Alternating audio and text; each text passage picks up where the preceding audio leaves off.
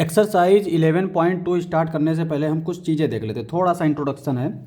Equation of a line in space. अच्छा, हम लोग जब कार्टेशियन प्लेन में जो लाइन ड्रॉ करते थे, जैसे मान लो ये हमारा कोई कार्टेशियन प्लेन है, ये एक्स एक्सिस है, ये वाई एक्सिस है, इस तरह से, ठीक है। और हमने एक लाइन ले ली इस तरह से।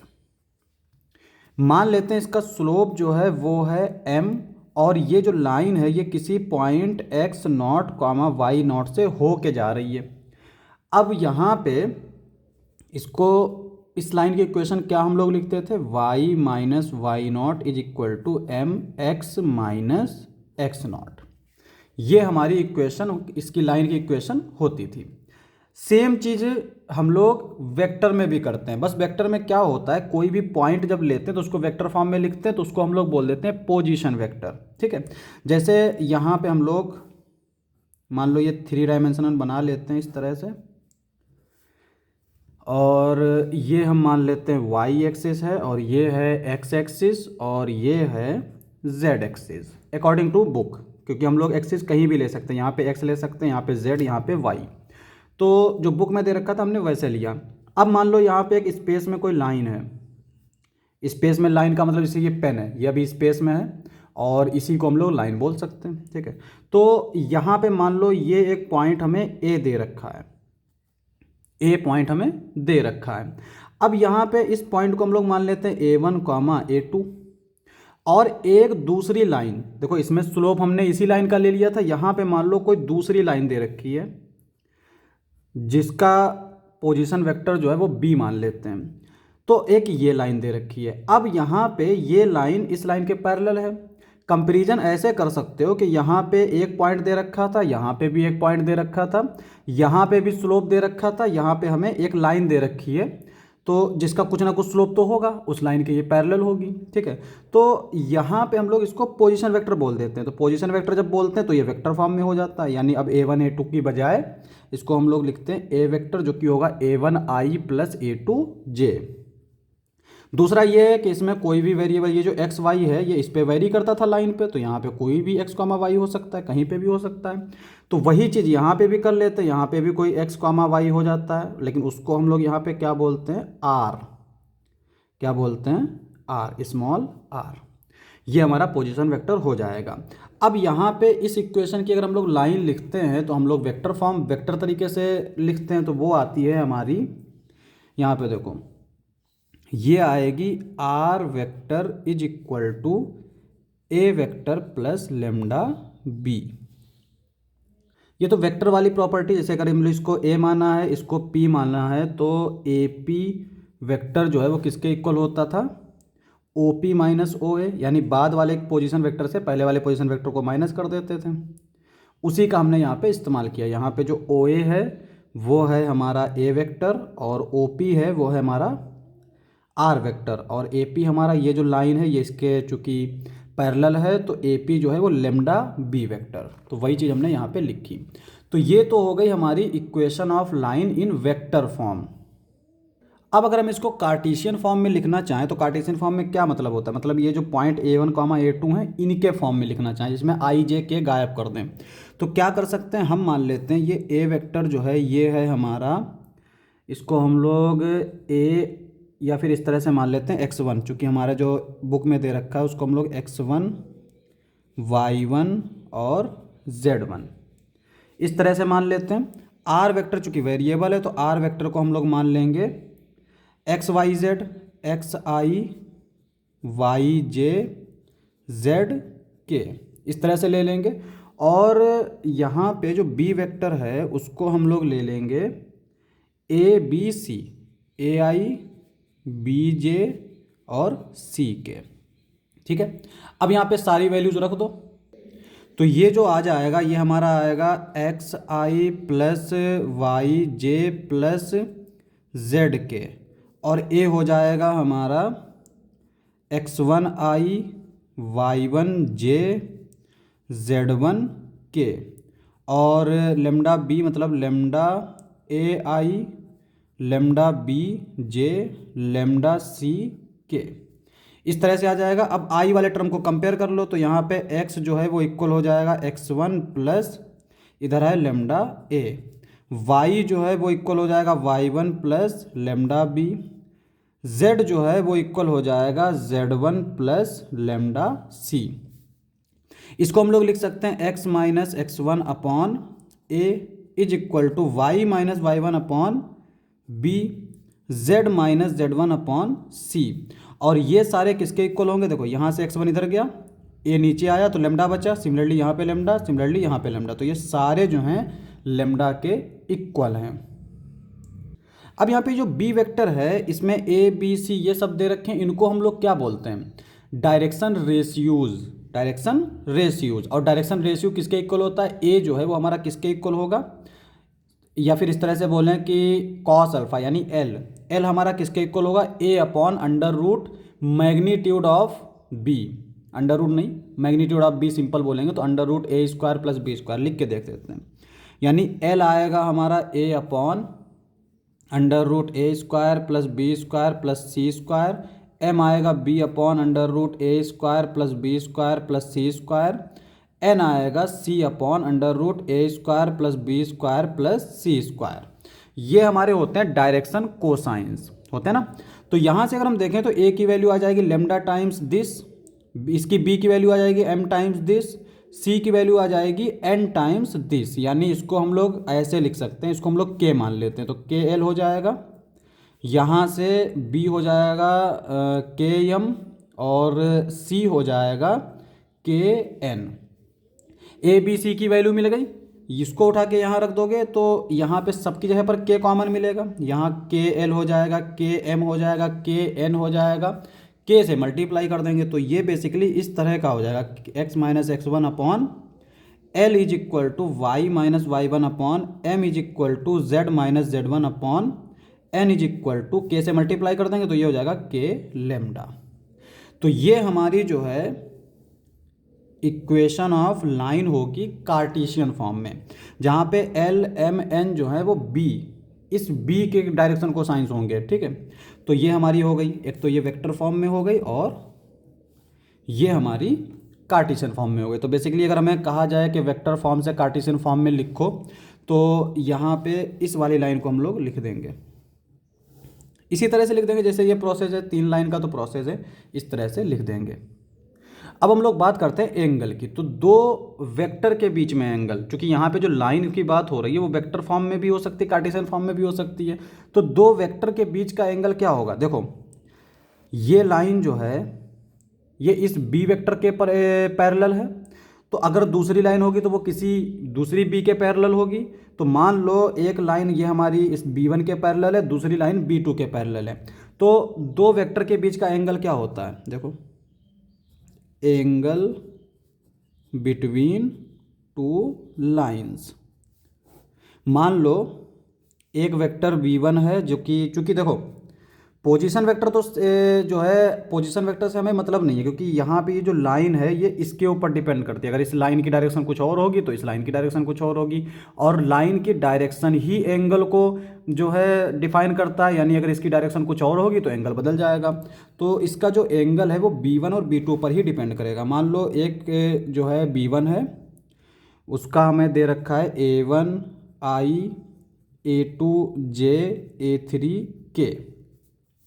दूसरी लाइन का जो वेक्टर है पोजीशन वेक्टर या फिर जो जिसके पैरेलल है वेक्टर के वो है B2, इसको मान लेते हैं A2I B। यहाँ पे हम लोगों ने A1 A2 A3 किया, यहाँ पे कर देते हैं B1 B2 B3, इस तरह से। तो एंगल निकालने का वही सेम तरीका है, cos B1 into B2 dot product निकालते हैं तो क्या आता है magnitude of B1 magnitude of B2 cos theta. Angle निकालने का तरीका एक ही रहेगा, बस यहाँ पे वेक्टर चेंज होते रहेंगे, ये आ जाएगा। और मैग्नीट्यूड निकालना इसका हमें आता है under root A1 A2, simple dot product रख देंगे तो A1 into B1 A2 plus A2 into B2 plus A3 into B3, इस तरह से ऊपर आ जाएगा, उसी तरह से नीचे आ जाएगा। तो उतना लंबा चौड़ा लिखने की ज़रूरत नहीं है, सिर्फ वेक्टर का हमें डॉट प्रोडक्ट लिखना है और उसका मैग्नीट्यूड से डिवाइड कर देना है तो एंगल मिल जाएगा। तो ये तो हो गया एंगल वेक्टर फॉर्म में।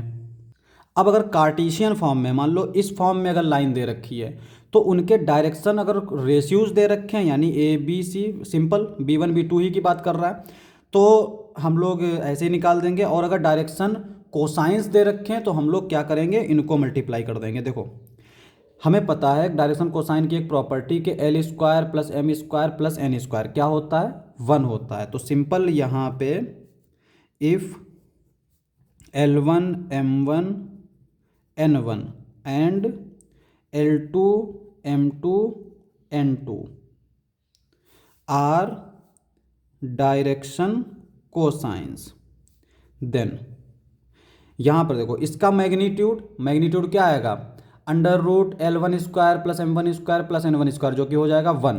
तो इसका मतलब जो नीचे मैग्नीट्यूड आता है ये हो जाएगा 1। तो ये बेसिकली एंगल जो है किसके इक्वल हो जाएगा, cos theta L1 M1 L1 L2 M1 M2 N1 N2, ये हमारा एंगल बन जाएगा अगर डायरेक्शन कोसाइंस दे रखे हैं। ठीक है, तो अभी तक हमने लाइन, इक्वेशन ऑफ लाइन देख ली। अगर एक पॉइंट दे रखा है, पॉइंट मतलब पोजीशन वेक्टर जिसको हम लोग ए बोलेंगे, और बी वेक्टर दे रखा है, ठीक है, जिसको हम लोग अगर कंपेयर करें तो स्लोप से कंपेयर कर सकते हैं, तो इक्वेशन ऑफ लाइन ये हो जाएगा। अच्छा यहाँ पे एक और चीज़ है, अगर 2 पॉइंट दे रखे हैं, क्योंकि हम लोग कार्टेशियन प्लेन में पढ़ते थे कि अगर 2 पॉइंट दे रखे हैं तो इक्वेशन ऑफ लाइन क्या होती थी, y minus Y one is equal to y2 minus Y one upon x2 minus x1 x minus 1, ये होती थी। लेकिन अगर हम लोग यहाँ पे बात करें, भाई जाहिर है लाइन की बात कर रहे हैं तो 2 पॉइंट भी हो सकते हैं। तो मान लो हमारा एक पॉइंट दे रखा है ये, और एक पॉइंट ये, और हमसे कहता है कि एक लाइन की इक्वेशन फाइंड करो जो इन दोनों पॉइंट से होके जा रही है। तो हम मान लेते हैं ये पॉइंट ए है हमारा, इसको अगर देखें तो इसको हम लोग मान सकते हैं x1 y1 z1, और इस पॉइंट को हम लोग मान लेते हैं जो कि है तुम्हारा B point x2 y2 z2, इस तरह से मान लेंगे। ठीक है, तो इसका जो पोजीशन वेक्टर होगा वो हमारा क्या होगा, इस तरह से, और इसको हम लोग मान लेते हैं ए वेक्टर। ये एक पोजीशन वेक्टर होगा इसका, जो कि होगा बी तरह से, बी वेक्टर, इसको हम लोग बी वेक्टर मान लेंगे। और एक हमारा जो है वेरिएबल होगा जिसको हम लोग आर वेक्टर मान लेंगे, और अगर इसका हम वो पॉइंट लिखें तो x, y, z। तो ये 2 पॉइंट दे रखे हैं, इससे अगर हम लाइन इक्वेशन फाइंड करें तो क्या होगा, देखो वेक्टर में जो लाइन इक्वेशन होती है ना सबसे आसान होती है, उसमें कार्टेशियन में थोड़ा सा मुश्किल पड़ जाता है। देखो यहाँ पे जो कि वेक्टर की प्रॉपर्टी लगानी है, तो यहाँ पे अगर हम देखें तो इसको हमने ए माना, बी माना, पी माना, तो यहाँ पे अगर हम देखें तो ये लाइन यहाँ से यहाँ और ये लाइन कोलिनियर है ना वेक्टर, अगर हम वेक्टर फॉर्म में बात करें तो यहाँ पे ए पी जो है, ए पी ये हमारा किसके इक्वल होगा, लेमडा टाइम्स ए बी के, लेमडा टाइम्स ए बी के। तो यहाँ पे दिस इम्प्लाइज दैट अगर 2 पॉइंट दे रखे हैं तो इक्वेशन ऑफ लाइन क्या होगी, ए पी क्या है हमारा, ये ए पी मतलब O P minus O A, यानी R vector minus A vector is equal to lambda times A B मतलब B vector minus A B मतलब क्या होगा, O B minus O B क्या है बी वेक्टर और O A क्या है ए वेक्टर। तो लेमडा टाइम्स ए वेक्टर, फिर वही गलती, B vector minus A vector, इसको हम लोग लिख सकते हैं R vector is equal to A vector plus lambda times B vector minus A vector.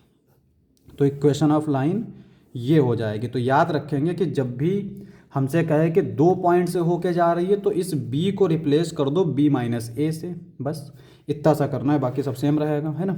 ये हो गई हमारी इक्वेशन ऑफ लाइन। अब दूसरी चीज़ आती है शॉर्टेज डिस्टेंस। शॉर्टेज डिस्टेंस जो है ना, शॉर्टेज डिस्टेंस का मतलब समझो पहले, कोई लाइन जिसको हम स्क्यू लाइन बोलते हैं, स्क्यू लाइन का मतलब जो लाइन पैरेलल ना हो। पैरेलल से मतलब मान लो हमने स्पेस में 2 लाइन ले रखी हैं, हमारे पास पेन है तो हम पेन को ही मान लेते हैं, ये 2 लाइन है, ठीक है। ये पैरेलल कब होंगी, जब दोनों इस तरह की रखी हों, स्पेस में हो या कहीं भी हो, ये पैरेलल होंगी जब ये इस तरह से हों। इसके अलावा अगर एक लाइन को हम कैसे भी टिंट करते हैं तो ये इस तरह की, अगर हमने मान लिया एक थोड़ी सी उठा दी, एक थोड़ी सी ऐसे रखी, या इसको ऐसे झुका दिया और इसको ऐसे रखा, ये इंटरसेक्ट भी ना करें, ऐसा भी है कि इंटरसेक्ट भी ना करें। तो ये बोली जाती है स्क्यू लाइन, जो एक दूसरे के पैरेलल भी ना हो और इंटरसेक्ट भी ना करें। तो स्क्यू लाइन के बीच की शॉर्टेज डिस्टेंस, देखो जैसे ये लाइन है इस तरह से डायरेक्ट, अगर ये पैरेलल है तो शॉर्टेज डिस्टेंस यानी से मेजर कर लेंगे शॉर्ट डिस्टेंस, और अगर ये थोड़ी पैरेलल नहीं है इस तरह की है तो यहाँ पे ये शॉर्टेज डिस्टेंस हो जाएगी। लेकिन अगर ये थोड़ी सी टिंट है तो कौन सी शॉर्टेज डिस्टेंस होगी कि अगर हम ऊपर इस कोने से इसको मिलाएं तो थोड़ी लंबी पड़ेगी, इससे थोड़ा नीचे करें तो, थोड़ा नीचे करें तो, थोड़ा नीचे करें तो कौन सी लाइन जो है वो शॉर्टेज डिस्टेंस होगी। तो उनके बीच की शॉर्टेज डिस्टेंस का जो फार्मूला होता है, अगर लाइन ना तो पैरेलल हो ना ही इंटरसेक्ट करें तो क्या आता है, वो आता है हमारा B1 cross B2 into A2 minus A1 upon B1 cross B2, इस तरह से ये आता है हमारा शॉर्टेज डिस्टेंस। अगर हमारा लाइन जो है वो स्क्यू लाइन हो, यानी B1 और B2 जो है वो पैरेलल ना हो, ठीक है। अगर पैरेलल है तो इस B1 B2 कुछ भी पैरेलल होंगे तो यानी ये जो B वेक्टर होता है इसी के ऊपर लाइन का दारोमदार टिका हुआ है। अगर पैरेलल होंगे तो B1 और B2 सब दोनों मिलके B के इक्वल हो जाएंगे। तो जब ये B के इक्वल हो जाएंगे तो इफ़ लाइंस आर पैरेलल, अगर पैरेलल है तो शॉर्टेज डिस्टेंस क्या हो जाएगी, B dot A2 minus A1 upon magnitude of B, ये हो जाएगी शॉर्टेज डिस्टेंस। तो एक्सरसाइज 11.2 में हमें यही चीज़ें याद रखनी है। पहली तो चीज़ equation of line vector form में और उसको कार्टेशियन फॉर्म में। दो फार्मूले हो गए, डायरेक्शन कोसाइन तो हम लोग 11.1 में पढ़ चुके हैं, दो फार्मूले यहाँ पे हो गए। तीसरा एंगल निकालना है, तो एंगल निकालने का एक तो यही एक ही तरीका है जो कि हम वेक्टर अलजेब्रा से पढ़ते आ रहे हैं। दूसरा अगर डायरेक्शन कोसाइन दे रखी है तो ये वाला, ये जो है शॉर्टेज डिस्टेंस की इक्वेशन, फार्मूले। तो ये चीज़ें हमें सिर्फ याद रखनी है, 4-5 फार्मूले रट लो। ये वाला फार्मूला और ये वाला फार्मूला लगभग सेम रहेगा, क्योंकि अगर B1 B2 तुम्हें इक्वल दे रखा होगा किताब में, वो देख के ही पता चल जाएगा कि ये इक्वल है। अच्छा इक्वल नहीं है, इक्वल नहीं है इसका मतलब पैरेलल भी हो सकते हैं, और पैरेलल का मतलब B1 और B2 के जो वेक्टर कंपोनेंट हैं, स्केलर कंपोनेंट, उनका रेशियो जो है वो सेम होगा, समझे ना। जैसे हम लोग कार्टेशियन फॉर्म में अगर दो लाइन होती थी A1x B1 by plus C1, और दूसरी लाइन होती थी A2x plus B2y plus C2, तो A1 upon A2 B1 upon B2 C1 upon C2, अगर ये इक्वल है तो लाइंस पैरेलल होती थी। सेम यहाँ पे B1 B2 के जो वेक्टर कंपोनेंट हैं उनका रेशियो सेम होना चाहिए। तो दोनों कंडीशन में ये हमारा फार्मूला लग जाएगा, ठीक है। तो यही हमारी इंट्रोडक्शन था।